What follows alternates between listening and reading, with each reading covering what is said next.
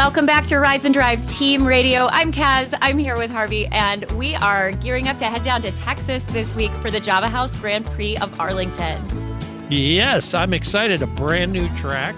The drivers are excited. They've all said really great things about the potential because of they like the layout.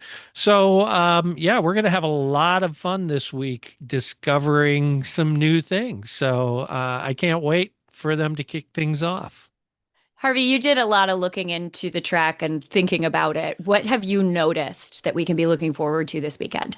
Well, a couple of things. First of all, the most striking feature of this track is that really long straight. You've got Yeah. it's 9/10 of a mile long. It's longer than the front straight on Road America, which is the longest on the circuit until now. So that is going to make for some interesting racing down that straightaway with push to pass and coming into what is a fairly tight 90-degree right-hand turn. So getting that breaking point right is going to be really interesting. All the drivers have been driving the track on their sim and they're getting to know the layout. Talked to Christian Rasmussen earlier this week about driving the sim, and he said it does a really good job of approximating the track, but a couple things that they don't have in the sim loaded in the sim right now is they have the basic layout, but they don't have the track surfacing because they haven't been able to scan that. So they don't know, the grip levels, and they don't know where bumps and imperfections in the track are going to be. So they won't find that out until first practice. The other thing is they don't know the exact wall placement. They're Sure. approximated in the sim. So, is that wall going to be is it going to be 36 feet wide or is it going to be 36 and a half feet wide? And Where's that that's going to extra make a inch or difference, two? right? Yeah, So, the road surface I think is especially interesting on a street circuit. Everything's going to be a little bit different in different places. This road was laid 5 years ago. This one is brand new. We have different materials, different bumps in places, and their road's getting used every day. So they're going to be imperfect in a way that a road course isn't. yeah. And so practice one is going to be critical for the drivers. It's going to be something that fans are going to want to watch because they're going to learn a lot about the track and the race from that first practice, more than they might from driving a circuit that drivers already know. I've got to think this is going to be a pretty interesting first practice with people figuring out where those little spots are that are going to cause them problems throughout the race. Yeah, in the interviews this week, Rossi said, no one's going to have an advantage going into this, but after about 6 or 8 laps, people are going to start to get comfortable, and that's where you'll see people really start to figure it out. All right, great. So that should be interesting. The I'm also interested to see what the vibe is like at this race because I know that IndyCar wants to turn this into a signature event, much like Formula One has with the Miami Grand Prix, right? Where it's this Mhm. big star-studded event. I mean, the Dallas Cowboys are kind of co-sponsoring this thing. Jerry Jones is involved in it. They've got a big Legends autograph signing event that'll have IndyCar and Cowboys Cute. Legends signing autographs. So there's that kind of thing. They've got concerts going on. I think T-Pain is playing All on right, cool. so Why not? um they've got concerts though every night, but he's the big headline act, I think.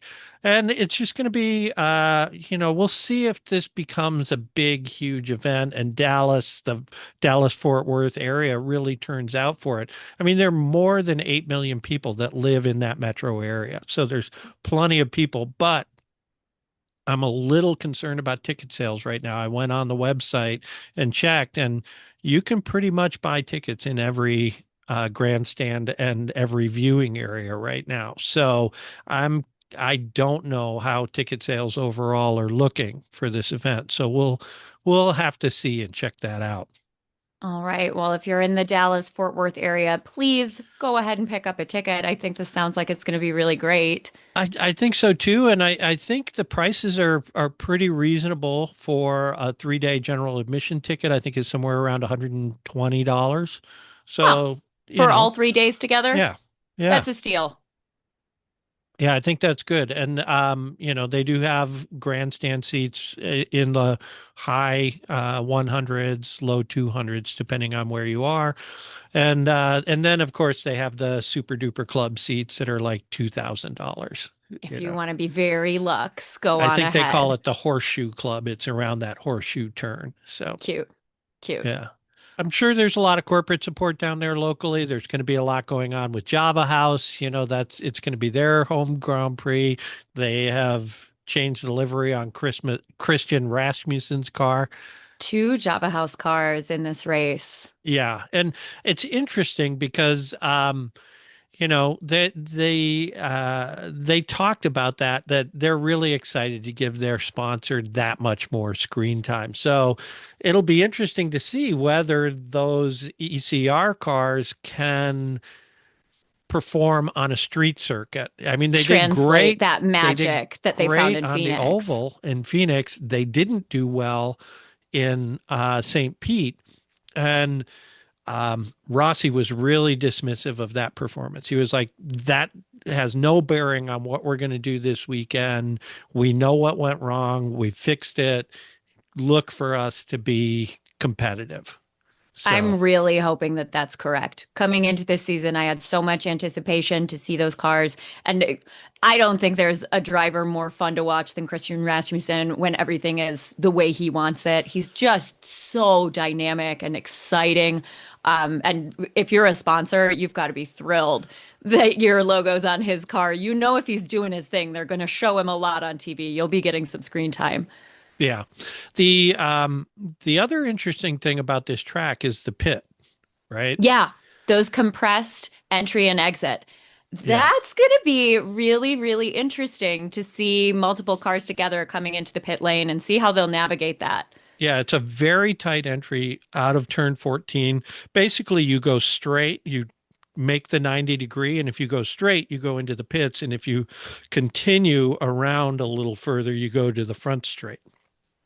So that should be interesting. And then it'll be interesting to see what the blend line looks like coming out of that pit onto the area after turn one there. So it's going to be an interesting place to watch some action. And it's also going to be an interesting situation from a strategy standpoint, right? Because with those tighter entry and exit points, if you get a lot of cars going in all at once, maybe it is beneficial to pit a lap earlier or whatever. So we'll see who's smart and plays that right. Yeah, I think strategic choices on pits are going to be really important with all that traffic. I know, I had my eye on the pit entry and exit already, but I know Rossi gave you some notions of where else you want to look for some action on track. Where did he tell Yeah, us to look out for? I mean, he said, first of all, he said definitely look for that right-hander at the end of the front straightaway. That's going to be where a lot of passing takes place. Who's going to have the most guts when it comes to late braking into that They'll corner? be they'll be coming in hot off a mile long straight. I'm really, really excited to Yeah, watch I that can't corner. remember what top speed in road course configuration is, but it's probably 180 miles an hour around there. Mhm. So they'll be flying and they're going to be, clamping down to, you know, I would guess somewhere around 60 to 80 miles an hour to make that corner. So you're going to see some rapid deceleration and it all depends on what the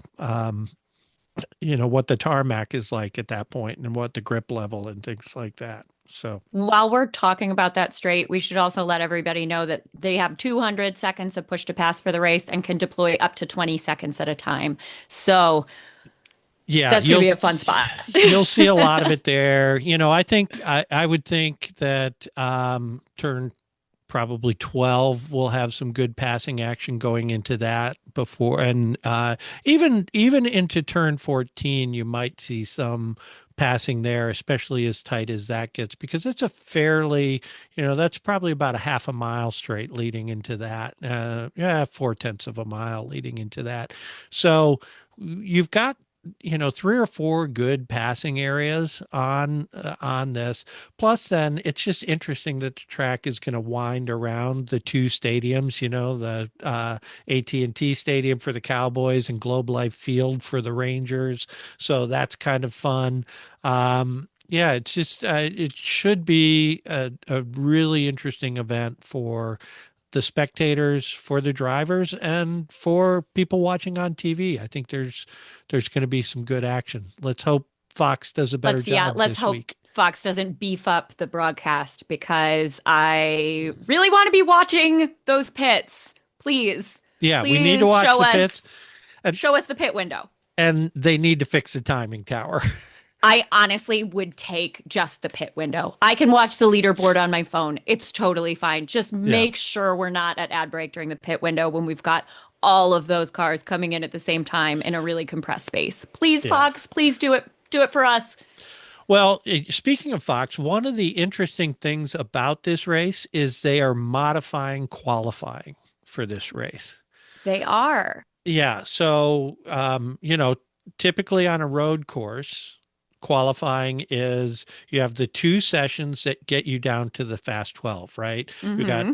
12 cars in one, 13 in the other. How do they separate those again? Those are divided based on fastest time in the final practice. So everybody with an even number in that lineup qualifies in group one. Every time, everybody with an odd number qualifies in group two. Yeah, great. I saw that in St. Pete, but wanted to make sure we explained that to everybody, and I knew you knew that. That So, tiny little nuance. It does. I mean, you're not yeah. really going to be able to manipulate those practice times that much in order to get into a group you want to, but it does make that practice matter a little bit more. Well, and it makes it fairly even. You've got faster cars and slower cars in each Hmm. relative number of the same in each group. Yeah, So, theoretically, you had the 12 fastest cars from the final practice split in two so in that the 12 right, fastest can qualify into the fast 12. right. And so they'll do that like they normally do. Then the fast 12 is a 10-minute um qualifying session where they just run laps, and the people with the fastest lap times move into the fast 6. Now, traditionally on street and road courses, the fast 6 is similar to the fast 12, where they just go out and run laps during a timed period. Hmm. And the people with the fastest laps, they based on their lap times during that period, that's how they place. For this race, they're running a 1 lap qualifying lap for For the each fast entrant. six exclusively. Right. So, say it's Alex and Pato and Rossi and whatever.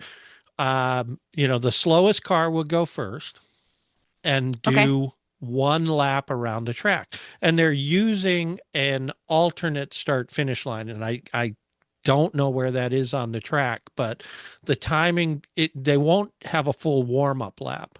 I was just going to ask. So it's not one warm up lap, one flying lap. It is Right. a small designated warm up space and then your hot then you lap. then you start flying, and then you cool down to come back in after that alternate start finish timing space.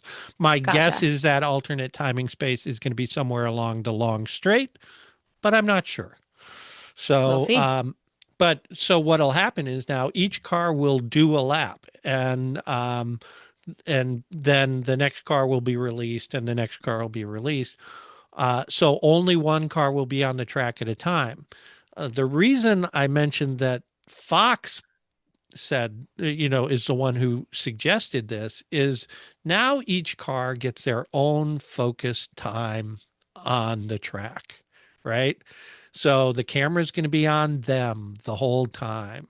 Their Sure. sponsor is going to get that two and a That half minutes, extra. right, of time, whatever. And also, it will be easier for, I think, viewers to see, right? Similar to an oval qualifying, right? Yeah. Yeah, it is nice and easy to follow, Right. certainly. You don't have to be Unlike, tracking who's still on a lap when we're getting down to the last 30 seconds. It is certainly easier to follow. yeah. So it's going to be interesting to see how this works. It's kind of a hybrid between traditional, their road and street course qualifying and the oval qualifying, where you do two flying laps and you take you take the average speed. So,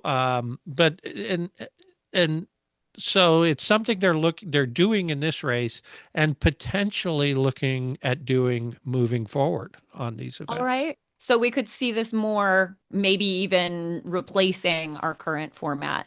Right. Ever since this has been announced, I've been thinking about how drivers are feeling about it. I mean, there are absolutely benefits to being out on the track by yourself. There's just the massive drawback that you only have the one. I know you got to Yeah. ask the ECR drivers how they're feeling. What did they have to say? Yeah. Both Rossi and Rasmussen were excited about this format. They like Awesome. the idea that they can just go for it one Yeah, time, sure. and I, it felt like they were genuinely looking forward to seeing how this works out. Okay. So, Well, so am I. yeah, Looking forward yeah, to seeing. Absolutely. Anytime we're trying something new, I'm always really supportive. I think it's fun to mix things up and see if we can make it just this much more exciting than it already is. right. Yeah. And so, it got me to thinking about just qualifying in general, right? Hmm. And do people who listen to the podcast understand the nuances of qualifying in IndyCar? Because you do have different types of qualifying for different circuits, right? On these street courses, you have your two groups, street and road courses, into the Fast 12, into the Fast 6, like we talked about the current way it's set up. That works. On short ovals, there's a whole different type of qualifying, right? Like we said, you get a warm up lap, two flying laps, and then they take the average speed of those two laps is where you qualify. And And you're Indy, running in reverse championship order as well, right. which kind of, that gives you an incentive. Obviously, everybody's plenty incentivized to score championship points, but it makes it matter in these circumstances right now. Certainly makes it matter for the midfield and the guys fighting for points at the back. Well, it was funny because in Phoenix it didn't matter, No, it didn't. right? It's the first time I've ever seen an oval qualifier without that. There's always that point, Right. usually around the top 12, where the lap times get significantly faster in one jump. And we didn't see that happen in Phoenix. I was waiting for it, and I Yeah. realized it wasn't going to happen. No, because yeah, conditions there didn't change the way they thought they might, right? I saw a lot of So, drivers saying it was actually an advantage to go earlier in the session, yeah, yeah. So which is that's so unusual for an oval qualifier. yeah. So ovals, that's how it works, and it's reverse championship order. And Indy is its own animal of itself. We'll talk about that later. That could be a Um, 30-minute explainer. Indy qualifiers are so fun, but there's just a lot of nuance. yeah. So just know that this weekend we're doing kind of a hybrid qualifying where you take, the traditional street and road course, two groups, Fast 12, and then the Fast 6 is a single lap shootout, not not a open qualifying session like they typically do. Knowing that the drivers are looking forward to it makes me that much more excited about it. That's great. That's a really great piece of news. Yeah. So that's kind of all we know about Arlington right now because they haven't run a race there, right? More questions than Yeah, we answers. have, again, we're going into a weekend with a lot of questions. I think we're going to get a lot of good answers. I will be interested to see what happens on the Friday practice. Then obviously we'll be back on Saturday after qualifying, and then Sunday after the race. So hopefully we'll be able to bring you more news as that happens. And until then, um, just keep reading and keep following us here on Rides and Drives. We've got lots of great information coming up about the race. Thanks, guys, so much. We will see you on Saturday after qualifiers. Have a great day. And drive safe.